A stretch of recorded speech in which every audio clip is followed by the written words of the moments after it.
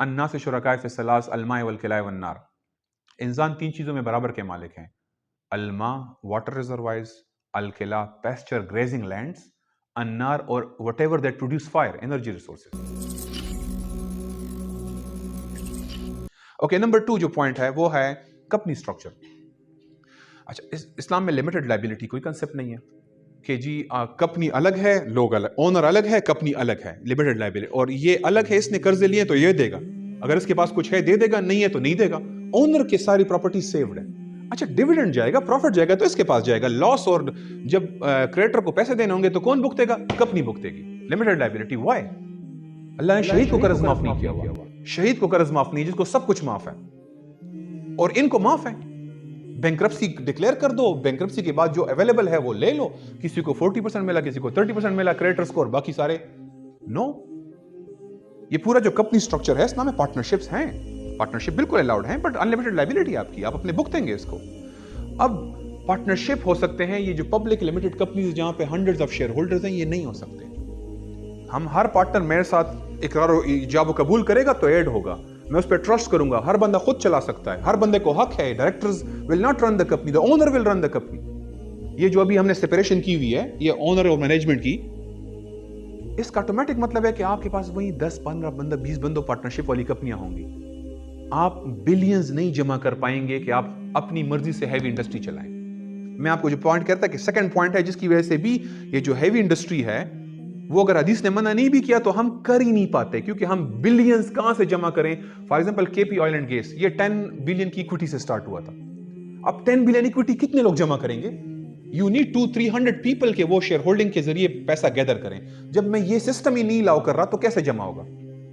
आप 10 करोड़ 20 करोड़ 50 करोड़ अरब जमा कर देंगे, आप कितना जमा करेंगे? So naturally heavy industry will go to the state, automatically सारी हैवी इंडस्ट्री उधर चली जाएगी, तो उसका प्रॉफिट भी स्टेट के पास जाएगा, जो कि नीचे आवाम को फिर वो डिस्ट्रीब्यूट होगा। Point number 3, taxation. ओके, आप इस वक्त पुअर्स को टैक्स कर रहे हैं, रेग्रेसिव टैक्सेशन है, सारी इनडायरेक्ट टैक्सेशन है। पाकिस्तान का इस वक्त जो बजट की फिगर्स हैं 60 to 70%, में 10 सालों से वो हर साल पर चार्टे बनाता हूं, 60 to 70 में हमारा इनडायरेक्ट टैक्सेशन है। यानी मैं जब ये खरीद रहा हूं तो इसके अंदर टैक्स है, जब मैं मोबाइल खरीद रहा हूं उसके अंदर टैक्स है, मैं कॉल करता हूं उसके अंदर टैक्स है, रेस्टोरेंट जाता हूं उसमें 6% टैक्स है, हर आइटम के अंदर टैक्सेशन है।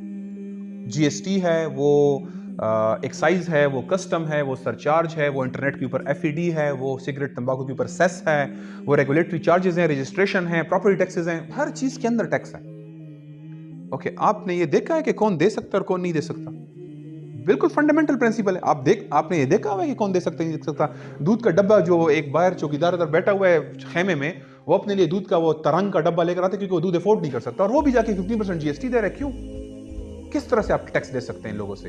आपका मेजॉरिटी टैक्सेशन आवाम दे रहे हैं, वो रिच तो नहीं दे रहे हैं आपको। रिच भी वो परसेंटेज दे रहे हैं, वो भी घर में मलिक रियाज भी दूध का एक डब्बा यूज करेगा, वो 5 डब्बे तो यूज नहीं करेगा, वो भी वो टैक्स दे रहा है, जो कि यहाँ पे एक गरीब बंदा है वो भी वही टैक्स दे रहा है। So how can you do this? ठीक है, तो अब वेस्ट का ओरिजिनल कंसेप्ट क्या था? वेस्ट कंसेप्ट ये था, no taxation without representation. If you are MNA and you decide then you can. ठीक है, बस रूल ये है। गलत सही की डिस्कशन तो बात, मोरालिटी की डिस्कशन बाद में करेंगे। नो टैक्सेशन विदाउट रिप्रेजेंटेशन, ये कंसेप्ट था उनका। हमारे पास ये नहीं है, हमारे पास है टैक्स आपका माल है, आपकी जान है, आपकी इज्जत है, ये सब महफूज है, और सिर्फ शरा इसको कर सकती है, इफेक्ट कर सकती है। शरा अगर अलाउ करता है तो मैं आपकी जान ले सकता हूं, शरा नहीं अलाउ करता मैं आपकी जान नहीं ले सकता, जिस तरह से सियालकोट में हुआ है। हम नहीं ले सकते बंदे की जान। अगर श्रीलंका के अंदर सारे मुसलमानों को मार दे, हम एक यहां पे श्रीलंकन की जान नहीं ले सकते, क्योंकि वो प्रोटेक्टेड जिम्मी है। हाँ, वो मर्डर करेगा, मैं उसको मर्डर कर सकता हूं किसास में। तो शरा मुझे यह हक देती है किसी की जान, माल, इज्जत को हिट करने की, otherwise I have no right कि मैं किसी से ये राइट वो ले सकूं। तो अब किसी का माल है, मेरे जेब में पैसे हैं, आप मुझे लूट रहे हैं। Actually this is actually theft. ये थेफ्ट है जो आप कर रहे हैं मेरे साथ, जो टैक्स लगा रहे हैं। या तो मुझे शरअ से दलील दो कि आपको अल्लाह ने कहा है कि तुम इस केस में ले सकते हो, यू कैन। अदरवाइज हदीस है, इन साहिबुल मक्स फिन्नार, जो मक्स टैक्स लेगा दोज़ख में जाएगा। ला यदखुलुल जन्नह साहिबुल मक्स, जो टैक्स लेगा जन्नत में नहीं जाएगा। Imagine this jobs, this FBR की जॉब्स, ठीक है। So they will not enter paradise, they will go to hell fire. In fact एक स्कॉलर है अबू बकर अल-जस्सास, वो कहते हैं दिस इज वर्स देन सूद, दिस इज वर्स देन ज़िना। کیونکہ یہ آپ جبرن لے رہے ہیں، دوسروں کا مال چھین رہے ہیں. اب اسلام میں اپنا ہے ریونیو سسٹم، میں اس کی طرف بعد میں آتا ہوں کیونکہ ہمیں بھی اسٹیٹ چلانے کے لیے ریونیو سسٹم چاہیے، اسٹریمز چاہیے پوری. لیکن یہ جو سارا ٹیکسیشن ہے انڈائریکٹ ٹیکسیشن، اور اٹھا کے لے جا کدھر رہے ہیں؟ 3000 تقریباً ہم جا کے 2600 بینکس کو دے رہے ہیں، ڈومیسٹک ڈیٹ سروسنگ ہے، اور کوئی 300 to 400 بلین جو ہے وہ IMF کو پے کر رہے ہیں. سو لوگوں کو میں لوٹ کس لیے رہا ہوں؟ اس لیے لوٹ رہا ہوں کہ یار چلیں میں سڑکیں ہسپتال اور وہ بنا رہا ہوں، میں پھر بھی کہیں مورلٹی سے اس کو کہہ دوں کہ یار ٹھیک ہے اسلام نے الاؤ نہیں کیا لیکن ان کا مقصد تو نیک ہے نا. مقصد یہ ہے کہ IMF کو پے کرنا ہے ہم نے، مقصد یہ ہے کہ ہم ڈیٹ سروسنگ کرنا چاہتے ہیں، دیٹس دا پرپس. سو یہ پورا ٹیکسیشن. اب اسلام بالکل اپوزٹ، ہم نے اس طرح کے ٹیکسیشن کے بغیر ہندوستان کی GDP ورلڈ کی 27% پہ چلی گئی تھی.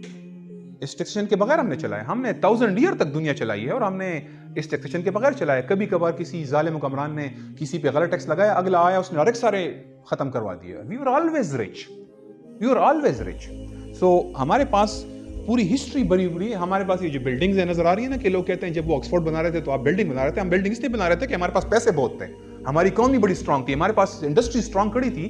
یہ بلڈنگیں ٹاپ کلاس انجینئرنگ کے بغیر بن نہیں سکتی، تو اس لیے ہم بنا رہے تھے. جس طرح وہ ایفل ٹاور بناتے ہیں، وہ اسٹیچو آف لبرٹی کھڑا کرتے ہیں تو آپ کہتے ہیں واو، اور ادھر ہم اس سے زیادہ شاندار چیزیں بنائیں وہ بھی 300 سال پہلے، تو آپ کو وہ عیاشی لگتی ہے. سو وی ور اسٹینڈنگ ایٹ ادر پلیس، ہم کسی اور جگہ پہ کھڑے تھے. اوکے، افریقہ رشتہ، ہمارا افریقہ رشتہ، گلف رشتہ، پورا عرب رشتہ، پورا ایشیا رشتہ، کون سی جگہ جہاں ہم نے یہ ٹیکسیشن لیے بغیر کوئی غربت لے کر آ گئے تھے؟ ہم نے اس کے بغیر خوشحالی دکھائی ہے.